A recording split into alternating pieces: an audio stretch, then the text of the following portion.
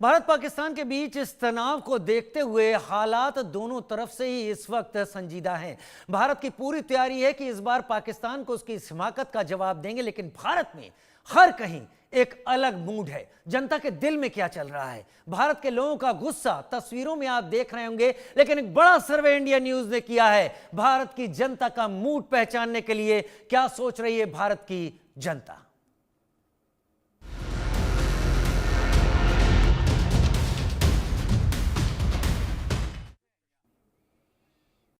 देश की सरकार को क्या करना चाहिए, देश का मूड। अब से कुछ देर बाद 5 बजे से 6 बजे के बीच में एक खास पेशकश रहेगी, जरूर जुड़िएगा हमारे साथ। देश की जनता का मूड क्या है, कई सवाल हैं जो कि देश की जनता से अलग अलग जगह जाके पूछे गए हैं, उस पर जनता क्या सोच रही है, क्या बात सामने रख रही है। बढ़ते आगे, भारत पाकिस्तान तनाव के बीच बड़ी खबर की बात कर लेते हैं। चीन ने पाकिस्तान को PL-15 मिसाइलें सौंपी हैं। भारत से तनाव के बीच मिसाइलों की तत्काल डिलीवरी चीन ने की है। PL-15 मिसाइलें वो हैं जो कि long range air to air मिसाइलें हैं, करीब 200 किलोमीटर तक वार करने वाली ये मिसाइलें हैं। इससे पहले चीन के दिए हुए इस तरीके के विमान जो कि JF-17 लड़ाकू विमान है, उनमें PL-12 मिसाइलें लगती थी जो कि 100 किलोमीटर की रेंज वाली मिसाइलें हुआ करती थी। अब अगली बड़ी खबर का रुख कर लेते हैं। पहलगाम हमले पर स्वामी अविमुक्तेश्वरानंद का बयान सामने आया है, देश विरोधी बयान। चौकीदार आतंकवादियों को रोकने में नाकाम रहा। अविमुक्तेश्वरानंद जी, ये न केवल दुर्भाग्यपूर्ण है बल्कि बेहद शर्मनाक भी है। सरकार के पास सिंधु नदी का पानी रोकने की व्यवस्था नहीं है। पानी रोकने की व्यवस्था करने में ही 20 साल लगेंगे। सरकार जनता को बरगला रही है। अविमुक्तेश्वरानंद का इस बीच बयान सामने आया है।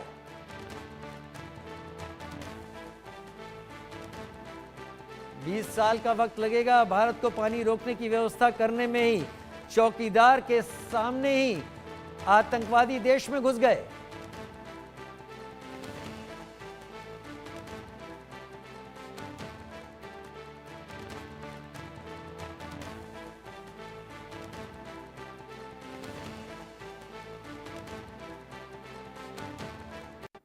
भारत पाकिस्तान के बीच तनाव के बीच देश में जनता इस वक्त क्या सोच रही है, देश का मूड क्या है। हम कई सवालों को लेकर जनता के पास पहुंचे और एक सर्वे किया। जनता ने अपने दिल की बात सामने रखी है। देखिए हमारी खास पेशकश 5 बजे देश का मूड।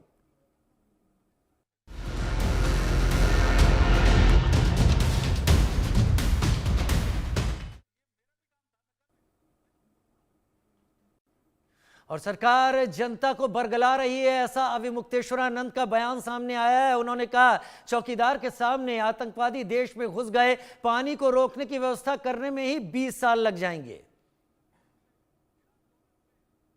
यहाँ जो है कहते तो हैं कि हम चौकीदार हैं, लेकिन चौकीदारी अगर की गई होती, हाँ चौकीदार अगर अपने काम में पक्का होता है तो उसके ऊपर आक्रमण करके उसको कोई मार दे, लेकिन फिर कहा जाता है कि इस चौकीदार ने अपना निभाया।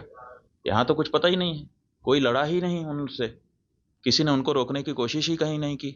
वो आए, घटना की, आराम से चले गए, कहीं पर उनको कोई बाधा नहीं है। कहाँ है चौकीदार? और चौकीदार के बारे में चर्चा ही नहीं हो रही है। अब कह रहे हैं हम उनको सबक सिखा देंगे, हम ये कर देंगे, हम वो कर देंगे। पाकिस्तान की धरती से आए थे। अरे भाई, पाकिस्तान की धरती से आए थे, इतनी जल्दी कैसे पता चल गया आपको? और अगर इतनी जल्दी आपको पता चल जाता है तो घटना के पहले क्यों नहीं पता चल गया? और दूसरी बात यह है कि अगर पाकिस्तान से आए तो पाकिस्तान के खिलाफ अच्छी तगड़ी कार्रवाई करिए। आप कह रहे हैं कि हम सिंधु नदी का जल रोक देंगे। आपके पास जल को रोकने या उसको डाइवर्ट करके अपने ही यहाँ, अपने ही देश में रख लेने का कोई उपाय ही नहीं है। हमने विशेषज्ञों से पूछा कि अगर हम सिंधु नदी का जल पाकिस्तान में जाने से रोकना चाहते हैं तो हमारे पास क्या व्यवस्था है। उन्होंने कहा हमारे पास कोई व्यवस्था नहीं है। अगर हम आज से शुरू करें कि ऐसी व्यवस्था हम बना लें तो पैसा कितना लगेगा वो तो अभी पूछिए ही मत। अगर पैसा पर्याप्त दे दिया जाए, पैसे के कारण एक दिन भी काम ना रुके, तब भी 20 साल लगेगा, तब हम सिंधु नदी का जल रोक पाएंगे। तो ऐसी परिस्थिति में हम ये कह दे रहे हैं कि हम सिंधु नदी का जल रोक लेंगे। और टेलीविजन के एंकर हमने सुना, वो कह रहे थे बूंद बूंद के लिए तरसेगा पाकिस्तान, एक गिलास शुद्ध पानी नहीं मिल पाएगा। खेती नष्ट हो जाएगी, बिजली नष्ट हो जाएगी, ये हो जाएगा, वो हो जाएगा। गजब बता रहे थे, ऐसा लग रहा था कि जैसे प्यास तो लग ही गई पाकिस्तान को अब। और इधर विशेषज्ञ बता रहे हैं कि हमारे पास पानी को रोक लेने का कोई उपाय ही नहीं है। तो ये जो बातें हैं ये समझ से बाहर हैं।